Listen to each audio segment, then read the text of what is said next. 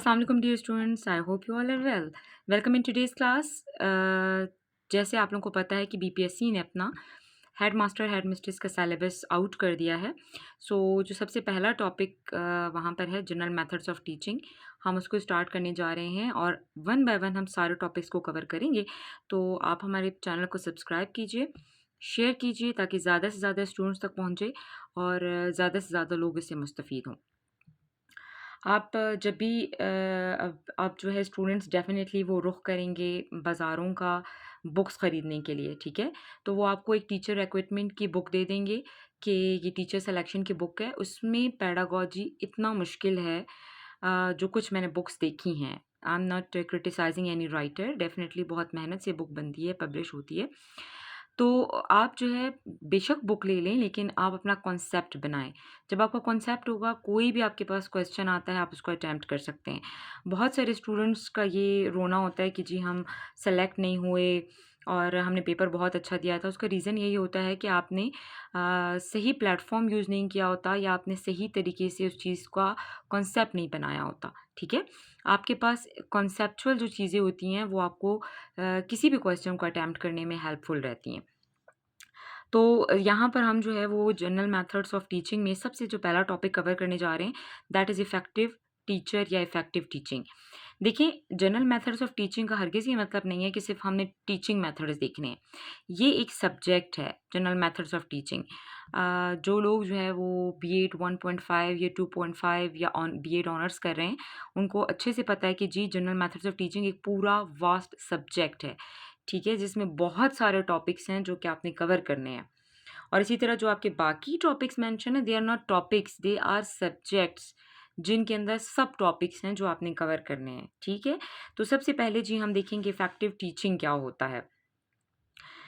ये जो effective teaching है, ये एजुकेशन की टर्मिनोलॉजी है, जिसका मतलब ये है कि किसी भी प्रोसेस, स्ट्रैटेजी या बिहेवियर को यूज़ करते हुए जब भी कोई टीचर अपना नॉलेज इस्तेमाल करता है या उसको यूटिलाइज़ करता है और उससे अच्छे स्टूडेंट आउटकम्स आते हैं या वो एसएलओज़, स्टूडेंट लर्निंग आउटकम्स अचीव कर लेता है और स्टूडेंट तक वो नॉलेज बहुत अच्छे से पहुँच जाती है, तो उसको हम इफ़ेक्टिव टीचिंग कहते हैं।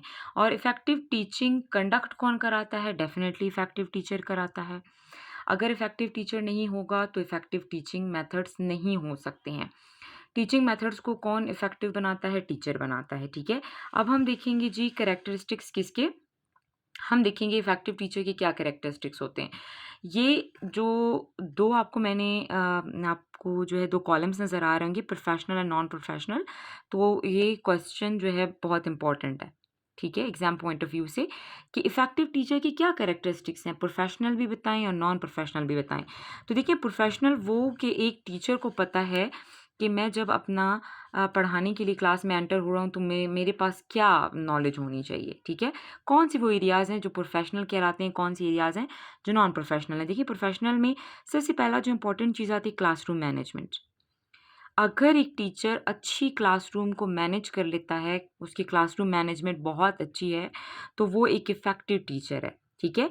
वो अच्छे असेसमेंट कंडक्ट करता है, वो अपना फीडबैक भी देता है और स्टूडेंट का फीडबैक भी लेता है और अपने टीचिंग मेथड को बेहतर भी बनाता है।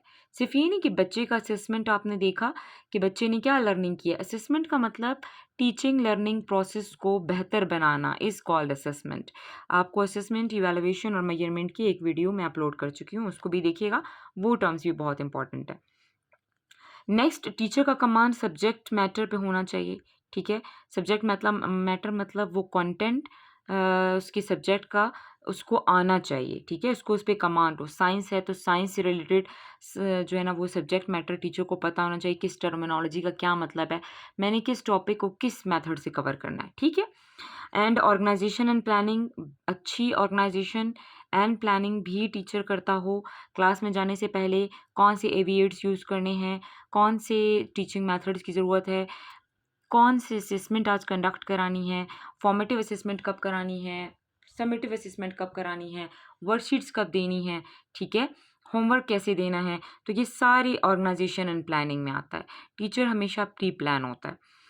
फिर पॉजिटिव लर्निंग एनवायरनमेंट, टीचर जो है वो हमेशा एक जो प्रोफेशनल टीचर होता है वो हमेशा पॉजिटिव लर्निंग इन्वायरमेंट क्रिएट करता है अपनी क्लास के अंदर। ठीक हो गया।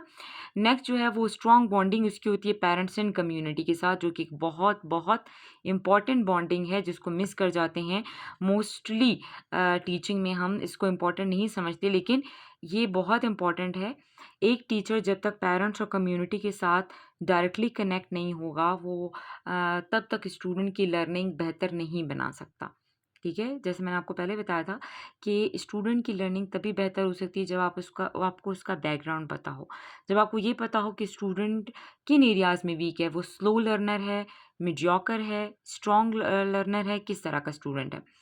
नॉन प्रोफेशनल में टीचर काइंड होना चाहिए। ठीक है, वो बच्चे को ईजीली अपनी प्रॉब्लम शेयर कर सकते हो, और जहाँ पर टीचर को लगता है रिवॉर्ड देना चाहिए वहाँ पे वो reward they. Good sense of humour होना चाहिए, क्योंकि बोरिंग क्लास में बच्चे सो जाते हैं। ऐसा नहीं है कि भई आपकी क्लास में एक उधम है और आप हँस रहे हैं। आप सेंस ऑफ ह्यूमर अच्छा रखिए ताकि आपकी क्लास इंटरेस्टिंग हो, बच्चा उसमें इंटरेस्ट ले क्लास में। ठीक है? पैशनेट होना चाहिए टीचर को, अच्छा मतलब जो है वो पैशन उसका होना चाहिए कि मुझे पढ़ाना है। Teaching is my responsibility, teaching is my job. ठीक है? लॉयल होना चाहिए अपने जॉब के साथ, जो कि बहुत बड़ा इश्यू है हमारे टीचर्स में। पंक्चुअल होना चाहिए, पॉजिटिव एटीट्यूड होना चाहिए उसका लर्निंग की तरफ एंड स्टूडेंट की तरफ and student growth and development की तरफ। तो ये पहला टॉपिक है, इसको आप मज़ीद फर्दर अपने वर्ड्स में आप इसके नोट्स बना सकते हैं।